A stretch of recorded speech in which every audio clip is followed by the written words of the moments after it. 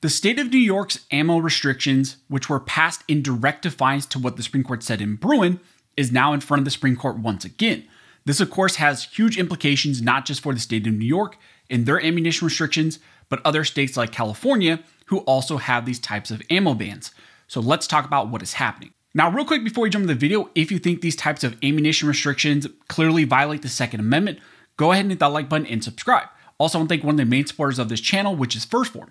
1st Phorm is an amazing company. They have amazing supplements that help you to get healthier if you're going on a fitness journey, but also they are huge supporters of freedom, the Second Amendment, and also what we talk about here on the channel. So if you not only want to get amazing supplements, if you want to help yourself get healthier, but also support a company that believes in our values here on the channel, check them out using the links down below.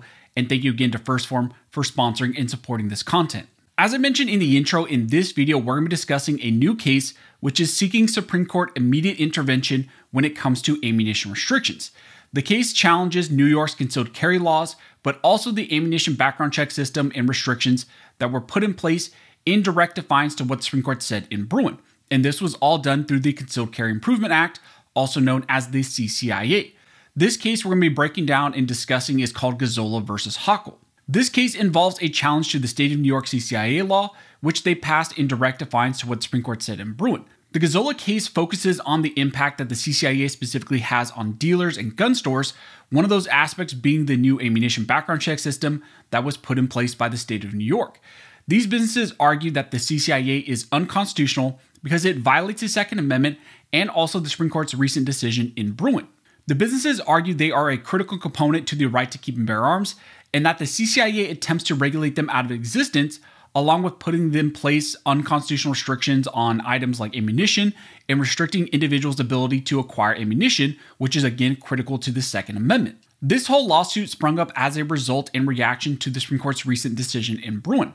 In Bruen, the Supreme Court struck down New York's May issue CCW licensing scheme, finding that it was inconsistent with this nation's history and tradition. Now, one of the primary findings of that Bruen decision was that the government bears the burden to prove that the restrictions are based in the history and tradition of our nation. However, despite that decision, the state of New York rushed through the Concealed Carry Improvement Act, also known as the CCIA, which was essentially making a permit scheme even worse than the one that existed prior to Bruen. This case specifically involves how the CCIA also impacts gun stores and similar dealers within the state of New York, and specifically it also focuses on the ammunition restrictions that were put in place. In this case, the plaintiffs originally sought to obtain a temporary restraining order or a TRO, and then later also a preliminary injunction from the district court. However, the district court rapidly denied both the TRO and then also the preliminary injunction in the same order. The court issued the denial without holding a hearing on that TRO or even the preliminary injunction. The plaintiffs then submitted an interlocutory appeal up to the Second Circuit Court of Appeals. The plaintiffs sought for the Second Circuit to find that the denial of that TRO and then also the preliminary injunction was in fact an error. However, a 3-judge panel in the Second Circuit originally denied their appeal, saying that the court weighed the applicable factors and found that the district court did not create an error and that the district court was correct in denying both the TRO and then also that injunction. Now, in response to that original denial, the plaintiff submitted a petition for a writ of cert before judgment. But ultimately, what ended up happening is the Supreme Court denied the writ of cert before judgment. Instead, the Supreme Court indicated that it would wait for the Second Circuit to decide on the appeal in a bunch of other CCIA cases. There were other petitions that went to the Supreme Court dealing with the CCIA, including the GOA Antonyuk case that was also seeking review from the Supreme Court in regards to the CCIA wanting the Second Circuit to do the correct thing. And the Supreme Court ultimately said they were going to wait for the Second Circuit to rule on the CCIA cases, but if ultimately the Second Circuit drug their feet, didn't do the right thing, well, then some of these cases could come back to them and they would review them at that point. So Gazzola and a bunch of other cases were then sitting in the Second Circuit, and recently a bunch of these cases dealing with the CCIA were ruled on by the Second Circuit. The Second Circuit ended up vacating some of the district court injunctions against the enforcement of the CCIA.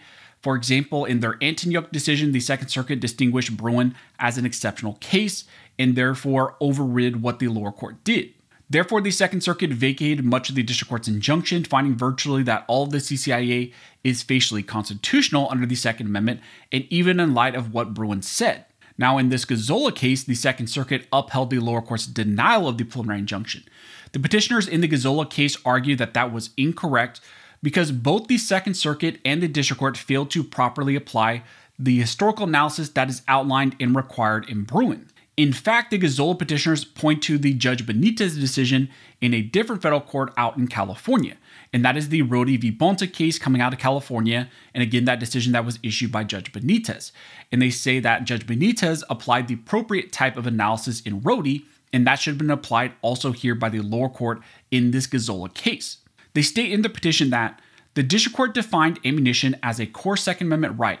Without bullets, the right to bear arms would be meaningless.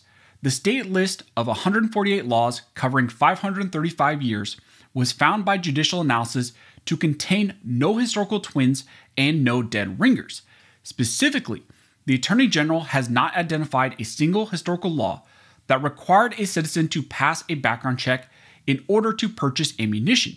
Citizens were free in every state to buy ammunition at any time and without qualification. Here in this Gazzola case, the state filed only 4 historical laws, none being a historical analog, either well-established or representative of a mandatory ammunition background check. And therefore, they argue that the Supreme Court here should grant review to this case immediately, and after applying Bruen's framework, issue a preliminary injunction immediately in this case, halting the enforcement of the background check system while this case is proceeding forward.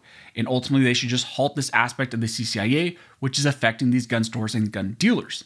Now, keep in mind that not only was the Gazzola case denied a writ of cert before judgment prior in this case, but it was also denied an emergency review that was requested while the Second Circuit was issuing that original decision on the injunctions. The plaintiffs in this case sought for the Supreme Court to halt the enforcement of the ammunition background check law, at least until this case was decided on appeal. One of the main reasons for that emergency request, or that second request, was the fact that the new ammunition background check system was set to go into effect, and that was last September, I believe. But that emergency application was denied by Justice Sotomayor, and then it was denied by the full court, the larger court, after it was sent to conference by Justice Thomas. From the beginning, I've been saying it's very unlikely that the Supreme Court would step in early on some of these cases, especially this Gazzola case, because it's a little bit different from the other CCIA cases. After that Second Circuit decision in these 5 cases, the Antonyuk case is seeking Supreme Court review. It's gone for Supreme Court review.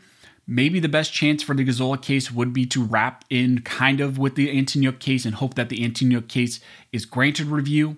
But even after the recent Second Circuit ruling, this case is still in an interlocutory posture, which the Supreme Court does not like right now. Justice Barrett and Kavanaugh have in fact stated in these types of 2A cases and other cases, for example, the ones coming out of Texas and the Texas border dispute cases, the court has been very clear. Barrett herself has been expressly clear that she's not interested, and maybe the court at large is not interested at all right now in these interlocutory cases. They want more final merits review cases. So I think that's where this case will have to go. But I think the Gazzola case on its own will have a hard time getting Supreme Court review. This is going to be the 3rd time it's going to the Supreme Court. The 2 prior times were on a more emergency basis. Now this is a more traditional writ of cert, but it's still in an interlocutory posture. So this is one of those situations where I know a lot of New Yorkers will be hoping that Supreme Court will at least grant review to this case, issue some form of temporary relief, shutting down the ammunition background check system and some of the other aspects of the CCIA. I know here in California, we are hoping for ammunition background checks like this to be struck down. We currently had a little bit of a temporary win when it came to the Rohde case and the Judge Benitez decision, but then that was shut down very quick.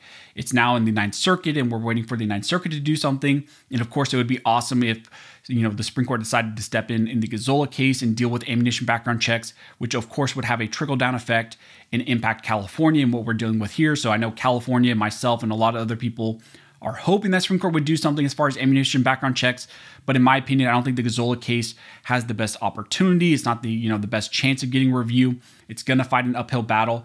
And I think some of the other CCIA cases have a better chance of getting review. Again, the Antonyuk case has a good chance because of what some of the language was as far as Justice Alito talking about the Antonyuk case when they were first denied relief. They said, hey, if this doesn't go your way, if things don't go proper in the Second Circuit, well, then come back to us, and maybe at that point we would do something. We still don't know if the Supreme Court has the appetite for something like that. But again, the Antonyuk case has a good chance.